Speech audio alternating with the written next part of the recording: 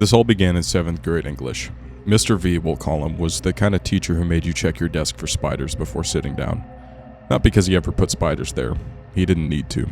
It was the way he'd watch you, like he already knew where you'd find one. He graded essays in blood-red pen, circling errors so violently the paper tore. Kids called him the vulture behind his back, but never to his face. His eyes were too calculating. The first time I thought something was wrong was when he handed back my To Kill a Mockingbird essay. At the top, in that jagged red script, he'd written, "Careful on the stairs tomorrow." I laughed it off, then during third period gym, I slipped on the bleachers. My ankle snapped so loud it sounded like a branch cracking. When I came back to school 2 weeks later, crutching past his classroom, he smiled and said, "I told you." Here's the thing. Mr. V knew things. Not spooky crystal ball stuff. Small, vicious details. He'd whisper to Ethan Choi that his dog would hate the neighbor's roses. The dog did, and Ethan's parents got fined. He told Leila Martinez her brother's car would smell like burned hair after prom. The engine caught fire. We started calling them V warnings. Little curses dressed as advice. But it wasn't magic, it was worse.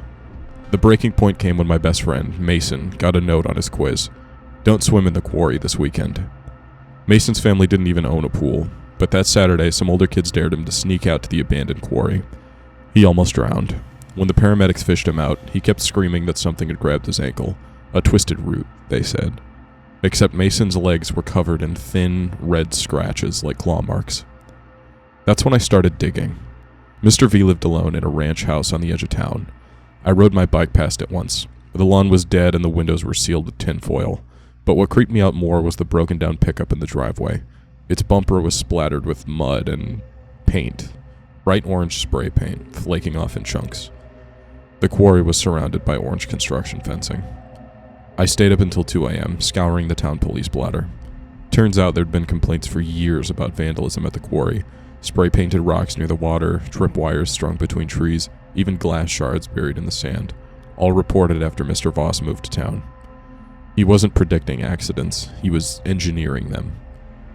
The next day I confronted him after class. Big mistake. His smile didn't budge as he said, "You've got a real eye for patterns, Clara, but patterns go both ways."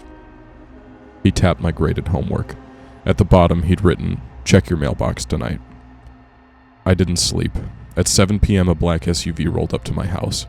No license plate. The driver tossed a sealed envelope onto the porch. Inside were photos of me biking past his house, talking to Mason in the cafeteria, even one of me asleep at my desk.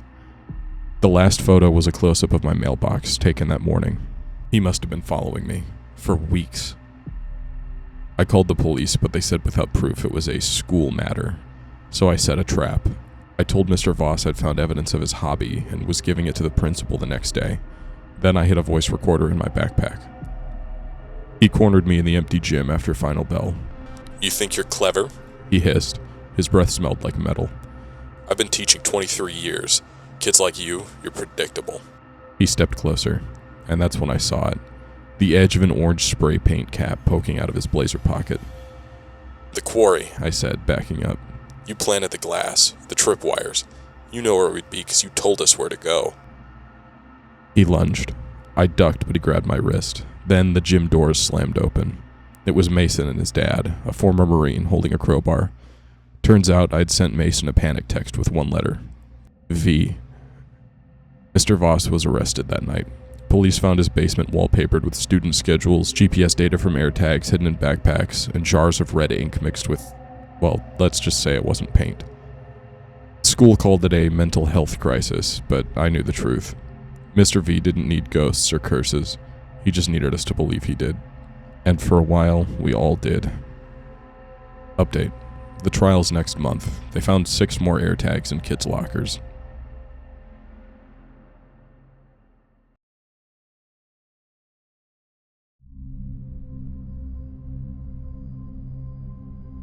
Alright, so this happened a few years back when I was in 8th grade. I still think about it sometimes and it still gives me the creeps. It was a Wednesday, I think. My mom had a late meeting, so I was stuck at school waiting for her to pick me up. I didn't mind too much. I often hung around late anyway, messing around on the library computers or practicing my clarinet in the band room. The band room was on the 3rd floor, way down at the end of this long, mostly deserted hallway. By the time after-school clubs were done, that whole wing of the building was usually empty. That's actually why I liked it. It was quiet. So I'm in there, trying to work on some scales, and I hear a door creak open down the hall. I figured it was Mr. Henderson, our band teacher, coming back for something he forgot. I didn't think much of it until I heard footsteps. They weren't Mr. Henderson's. His are pretty heavy, kinda clompy. These were lighter, quicker, almost skittery. I stopped playing and listened. The footsteps were definitely getting closer. I peeked out of the band room door. The hallway was dim, just the emergency lights on, making these long, weird shadows. I didn't see anyone. "Hello?" I called out, my voice a little shaky. No answer. I told myself it was just my imagination. Probably the janitor or maybe another kid who forgot their homework or something.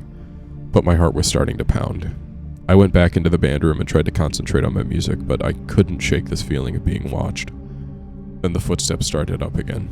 This time they were right outside the door. I could hear them shuffling back and forth like someone was pacing.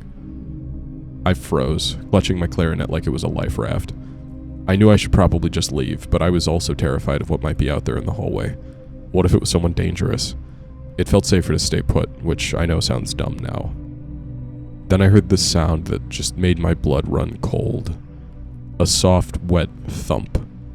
Like something heavy dropping on the floor, right outside the door. Held my breath, listening. Silence. Then another thump. And another. Each one closer than the last. I was shaking so hard I could barely hold my clarinet. I wanted to scream, but nothing came out. I pictured some thing dragging itself down the hallway, getting closer and closer to the band room. The thumping stopped right outside the door. I could hear heavy breathing on the other side. It wasn't human breathing. It was ragged and wet, like an animal panting. Then a scraping sound, like fingernails on metal.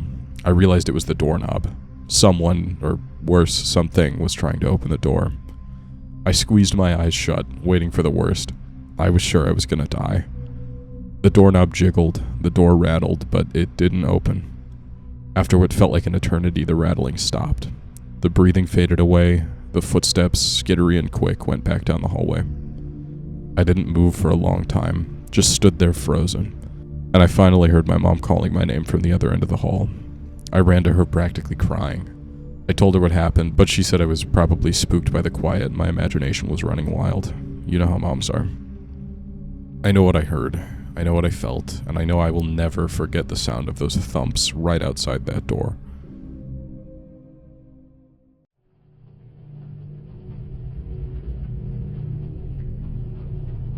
I never told anyone why I suddenly switched schools in the middle of 7th grade, but after 10 years I think I'm finally ready to talk about what happened.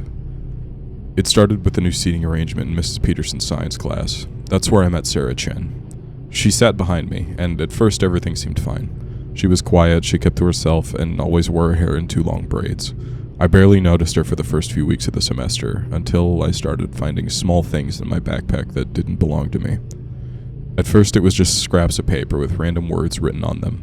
Friend, together, forever. I thought maybe they had fallen in by accident. Then I found a friendship bracelet, similar to the ones the girls were making that year, but this one was made with strands of dark hair woven together with thread.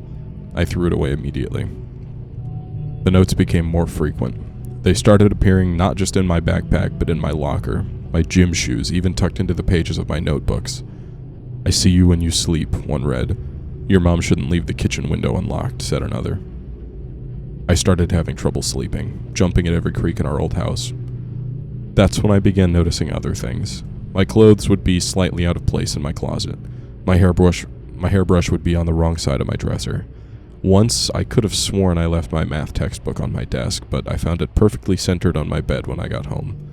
My mom said I was being forgetful, that I was stressed about school. Maybe she was right. But then my little sister started talking about the quiet girl she saw in the hallway at night. We assumed she was having nightmares.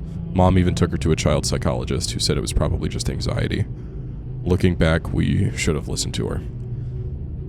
I tried telling my teachers about the notes, but Sarah was the perfect student. Straight A's, always polite, involved in every club. They thought I was just trying to cause trouble for the new girl. Until the photos started showing up. They were all taken through the windows. Me eating dinner with my family, doing homework at my desk, sleeping in my bed. The angles were weird, like they were taken from the trees outside our house. With each photo came another note. You look peaceful when you sleep.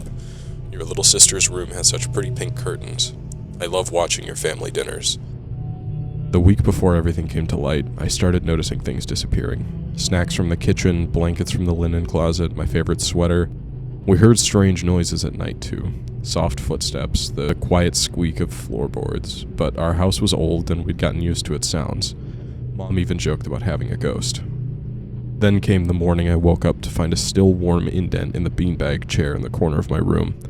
That same day, my sister said her dolls had been rearranged while she was at school. Dad finally agreed to check the security cameras he'd installed last month. The footage showed something that still haunts me. Every night around 2 a.m., the attic door would slowly open. A figure would creep down our hallway, moving through our house like she lived there. Because she did. When the police found Sarah in our attic, she had created an entire living space. A nest made from my missing clothes, a collection of our family's photographs arranged on the wall, detailed notes about our daily routines, half-eaten food, bottles of water, my hairbrush with chunks of my hair carefully sorted and labeled by date. She had been watching us, living above us for 6 weeks. The investigation revealed that Sarah Chen wasn't even her real name. Her actual name was Sarah Martinez, and she had done this before at 2 other schools in different states. Her parents had been moving each time to help her start fresh, but they couldn't hide her past forever. She had a documented history of stalking and breaking into homes, all targeting girls who looked like her former best friend who had rejected her in elementary school. I switched schools immediately after that. My parents installed more security cameras, upgraded our alarm system, and sealed up the attic entrance. But sometimes, even now, when I'm alone in my apartment, I still check behind the shower curtain and even under my bed. I still get nervous when I hear footsteps on the floor above me, and I never, ever leave my windows unlocked. Sarah was released from juvenile detention 3 years ago. Last week, I got a friend request on Facebook from someone with no profile picture. The account was new with only one post, a photo of a friendship bracelet made from dark hair. I deleted my Facebook account that day. Even my parents didn't believe me at first, until the photo